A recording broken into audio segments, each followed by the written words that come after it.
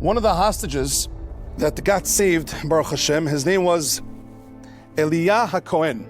He was a Cohen, Eliyah Cohen. He was one of the last hostages that was released after Trump got elected.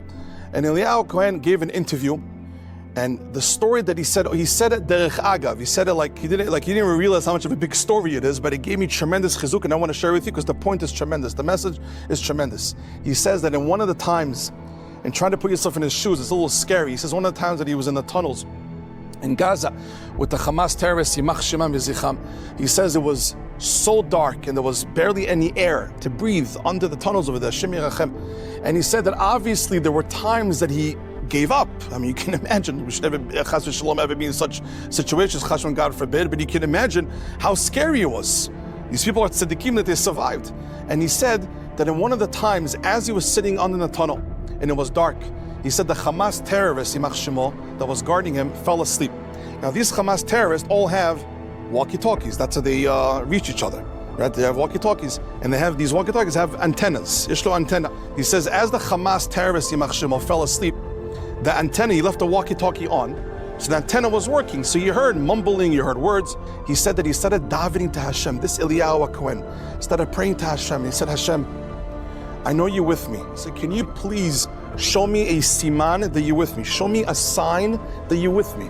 I'm in choshech, I'm in darkness, I'm all alone. I'm afraid that maybe people forgot about me. By the way, he said that one of the greatest fears that he had, it's very sad, one of the greatest fears that he had as a hostage was that the Hamas terrorists, Yimach Shemam, they were so manipulative that they told him, your family forgot about you, they want you dead, they think you're dead. They really broke them. So he said one of his greatest fears was the Chas v'Shalom, maybe, I don't know, maybe my friends gave up on me, maybe the government gave up on me, I don't know, maybe they think I'm dead. And he said it really got him scared that people are not thinking about him.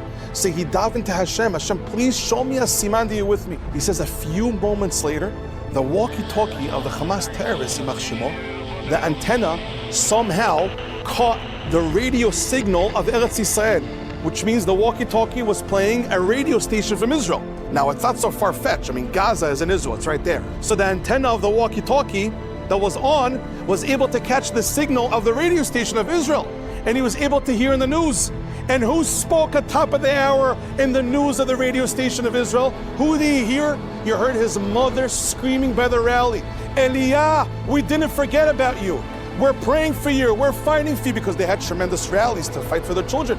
So his mother spoke in that rally that week, so they put it on the top of the news, the top of the hour. And you heard his mother, Rabotai, do you hear the story? This is a tremendous thing. And this is online, you can see it.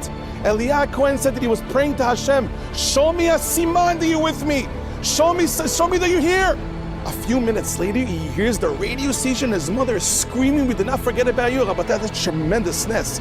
That's an unbelievable hashgacha petit stories. How Hashem never, ever lets go of a person. Hashem is always, always with a person. Even this hostage that was tortured, he's screaming to Hashem, Hashem, please help me out. Even in the choshech, in the darkness, boom, Hashem sends him a siman. Not even, of course. Hashem sends him a siman. Hashem sends him a signal that he's with him, that he heard his mother at top of the hour screaming, she did not forget about him. After I heard this story, this is pshat in the Geula. This is pshat why we mourn for the Beit HaMikdash. You know why we mourn 1957 years after the second Beit HaMikdash was destroyed? Because anytime we fast on Tisha B'Av, and anytime we don't have meat and chicken in the 9 days, and we don't go shopping, anytime we follow the halachot of mourning for the Beit HaMikdash, you know ultimately what we're doing? It's not just about the halachot, it's us screaming, Beit HaMikdash, we did not forget about you. Yerushalayim, we did not forget about you. We know really where we belong. So anytime we fast, we don't eat, we don't drink, we sit on the floor, we really hurt ourselves physically. You're tired, you have a headache, you can't go shopping for 9 days, no meal. Why do we do all that? It's a form of screaming to the Beit HaMikdash that we did not forget about you. Don't think we abandoned this concept of reality, that really we belong in Yerushalayim with the rebuilding of the Beit HaMikdash. It's a form of screaming that we did not forget, even though we're 1957 years inside Galut, inside exile, inside darkness. We did not forget about the rebuilding of the Beit HaMikdash.